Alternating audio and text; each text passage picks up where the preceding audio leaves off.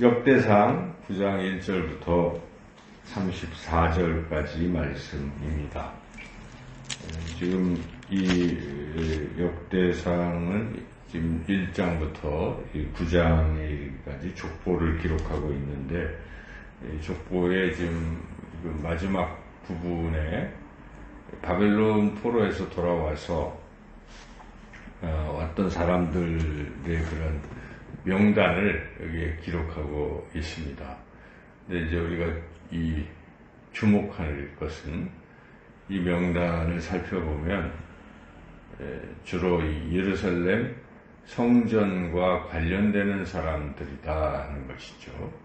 그래서 여기에 제사장, 또 레위 사람, 그리고 느디딤 사람, 그리고 그 네 지파, 유다, 베냐민, 에브라임, 므낫세 지파 중에서 예루살렘에 거주하는 사람, 이런 사람들의 명단만 이렇게 쭉 기록되어 있습니다. 그러니까 여기 이제 느디딤 사람은 생소한데, 이 느디딤 사람은 그 성전에서 뭐 물을 깃거나 그 성전에 필요한 허드렛 일을 도와주는, 레위인을 도와주는 사람들이 이방인인데 가나안 족속이었는데 이제 그렇게 편성이 됐던 그러한 사람입니다. 결국 성전, 예루살렘 성전을 중심으로 그렇게 있던 사람들, 관련이 있던 사람들의 명단을 쭉 언급하고 있습니다. 역대기 기자가 왜 이 명단을 여기에 이렇게 했을까 하는 거죠. 그래서 그 이유를 잘 생각해 봐야 되는데, 그것은 이 역대상, 역대하의 기록 목적이 이 바벨론 포로에서 돌아온 사람들을 격려하고 또 정체성을 주고 또 앞으로 어떻게 살아가야 할지를 깨닫게 하기 위한 것이기 때문에, 지금 바벨론 포로에서 돌아와서 가장 중요한 일이 무엇이냐? 성전, 하나님을 예배하는 일이다 하는 것.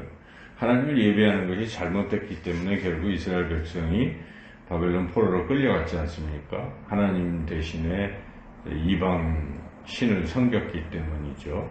그래서 하나님을 예배하는 일에 이렇게 최우선순위를 두어야 되는데, 다른 것들을, 그들도 가끔 또 이렇게 하나님을 섬긴다고는 합니다만, 그러나 항상 양다리를 걸쳐 있었던 것이죠. 바알도 섬기고 하나님도 섬기고, 이런 식으로 하나님을 주로 주된 어떤 가장 우선순위에 뒀다기보다도 자기 삶에 하나의 필요한 부분처럼만 여겼던 그런 것으로 인해서 이스라엘 백성이 결국 바벨론 포로로 끌려가게 되는 그런 결과를 빚게 된 것이죠. 그래서 이런 상황에 대해서 역대기 기자, 곧 이제 에스라로 우리가 보고 있는데, 에스라는 이 종교개혁, 이들을 다시 회심시키고 하는 일들을 할 텐데, 이제 그런 차원에서 여기에 이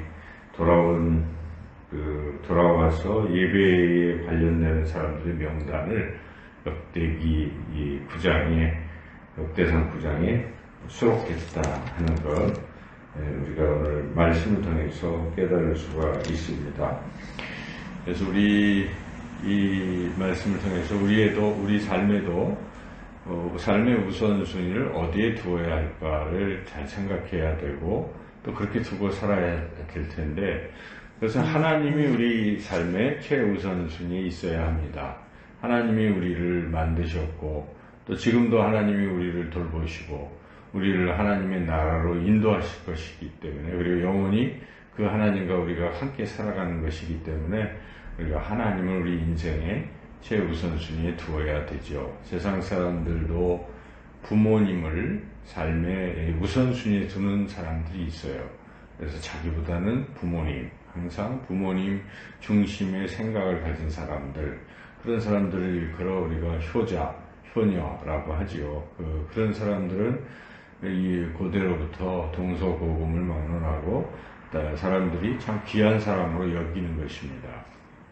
그것이 그만큼 중요한 것이고 또 바른 길이기 때문에 그렇죠.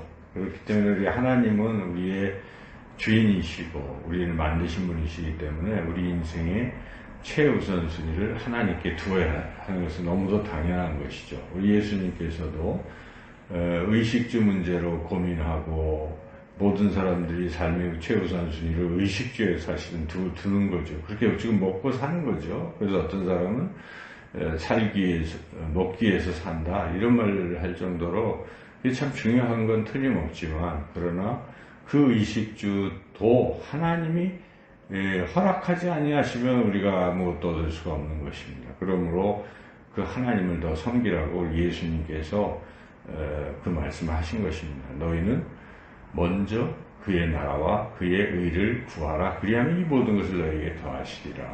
마태복음 6장 33절에서 예수님 말씀하셨습니다. 우리의 삶의 우선순위를 최우선순위를 하나님께 두고 사는 사람은 하나님께서도 그를 주목하실 것이고 그를 또 가장 풍성한 그런 길로 인도하실 것입니다. 그러면 우리가 구체적으로 삶의 최우선순위를 어떻게 두면서 어떻게 해야 둘 수 있는가? 우선 하루의 삶을 시작할 때 하루에 눈을 뜨는 순간이 어찌 보면 출발점이고 가장 중요한 시간이죠. 눈을 떠서 무슨 생각을 하고 무엇을 할까 이렇게 생각함에 따라서 그날 하루가 그렇게 결정이 되는 것입니다. 그러므로 우리는 눈을 떠서 하루를 시작할 때 하나님 앞에 하나님 우선으로 하나님 앞에 예배드리는 이러한 삶이 하루를 성공하는 삶으로 이끄는 길이라는 것이죠. 그래서 항상 우리가 이 새벽을 놓치면 안 됩니다. 이 새벽마다 하나님 앞에 예배드리는 사람만이 하나님께 최우선의 우선을 두는 사람이죠. 하루를 시작하면서도 시작부터 하나님이 아닌 사람이 어떻게 하루를 하나님 중심으로 살아갈 수 있겠습니까? 그러므로 우리가 하루의 시작 그리고 또 주일이 돌아오잖아요. 요즘은 코로나 때문에 우리가 자주 예배도 못 드리고 주일 딱 한 번 주일 예배 한 번 드리고 있는 거예요. 11시 예배 한 번 드리는데 그것조차도 우리가 주일 성수를 할 수 없다면 그 인생 자체가 과연 하나님 중심인가 하나님께 최우선순위를 두고 있는가 묻지 않을 수가 없는 것입니다. 그러므로 우리는 무슨 일이 있어도 예배, 주일 예배만큼은 꼭 드려야 되겠다.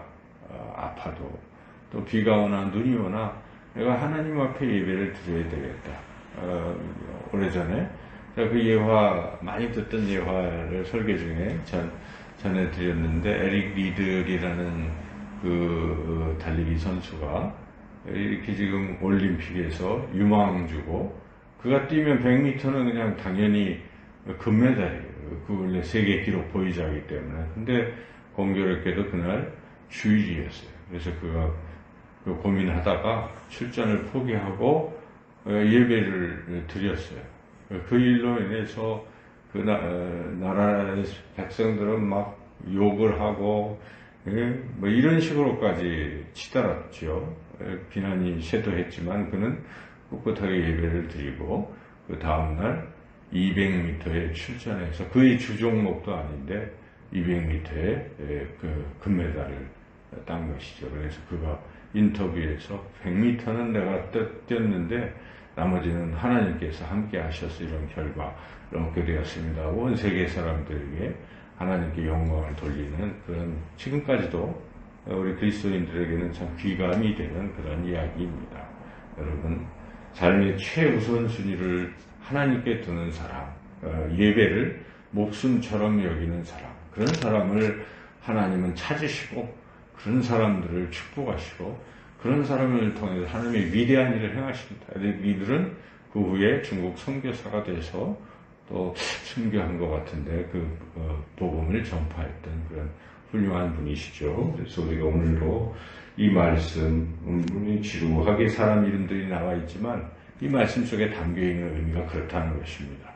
이 바벨론 포로에서 돌아와서 제일 먼저 한 일, 예배. 그 사람들을 기억하고 하나님께서 이 책에 기록하여서 후대에 하나님을 믿는 사람들에게 귀감이 되게 하셨다는 것, 오늘도 또 내일도 항상 하나님 중심, 하나님 최우선의 삶을 살아가시는 저와 여러분이 되시기를 주님의 이름으로 축원합니다.